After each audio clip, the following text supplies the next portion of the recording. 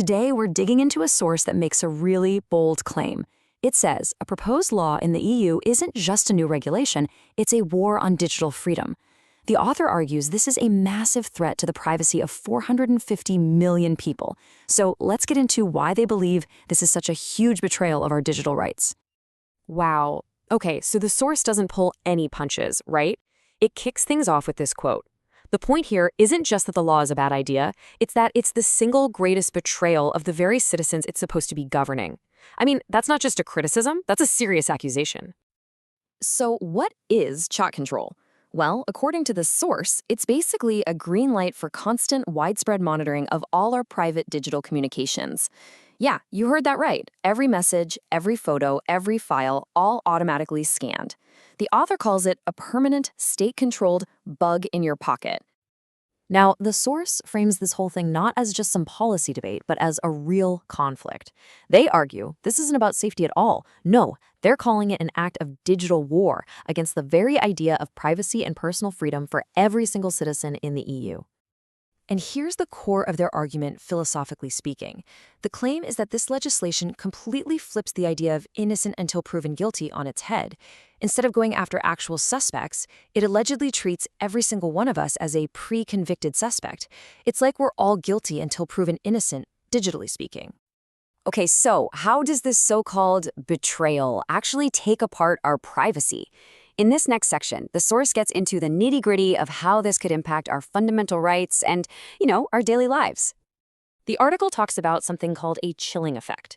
Basically, just knowing you're being watched changes how you act. It argues this is a kind of psychological warfare. Think about it.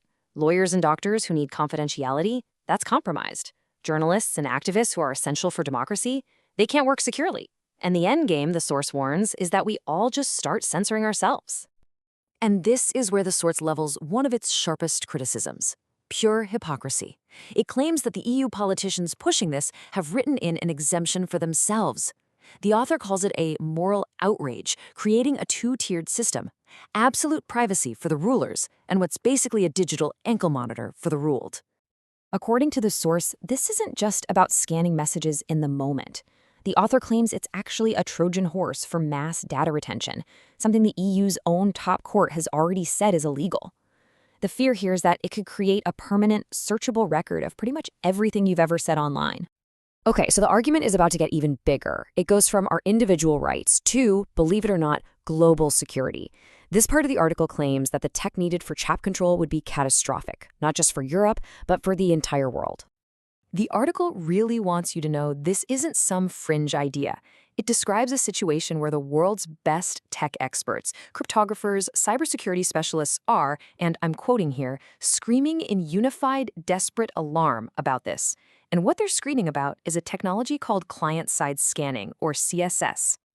So how does this CSS thing even work? The source breaks it down pretty simply. Before your message is even encrypted, before it's secure, state-mandated software on your own phone scans it.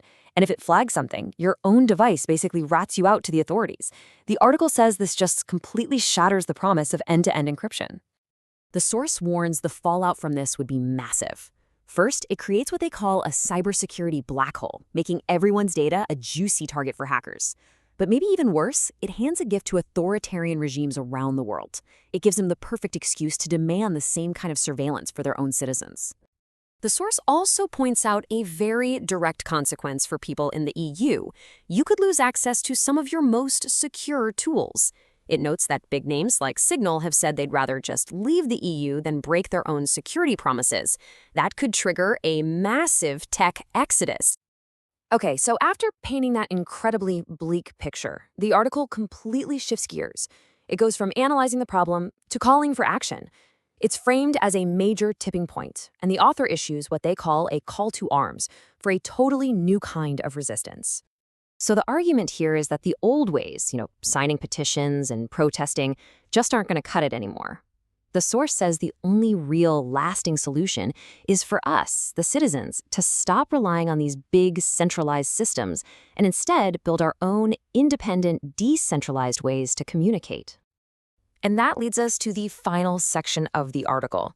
This is where the author stops just telling us what's wrong and starts prescribing a specific cure, what they call the technological antidote to tyranny. 30 seconds. Think about that. What can you do in 30 seconds? Well, according to this source, you can launch your very own private social network. They point to a specific platform, web4.community, as the tool to do it. It's framed as a way for literally anyone to take back their digital independence. So the first call to action is to declare your digital independence. The whole idea is to move your important conversations off of the big platforms and into a space that you control, a space that's designed from the ground up to be outside the reach of this kind of top-down surveillance. The second step, champion censorship resistance. Every new private network that gets created is more than just a tool. The source presents it as a living, breathing symbol of a commitment to free speech, a conversation that can't be shut down by some central authority. And finally, the source zooms out to this huge idea: build the new internet. It's not just about protecting yourself. The argument is that every one of these new sovereign spaces adds another block to a bigger, decentralized web that's naturally resistant to control. And that's where the source leaves us, with this huge, fundamental question. It frames this as more than just a policy choice. It's a defining moment for our future. Will we live in an age of total digital control, or will we build a new era of digital sovereignty?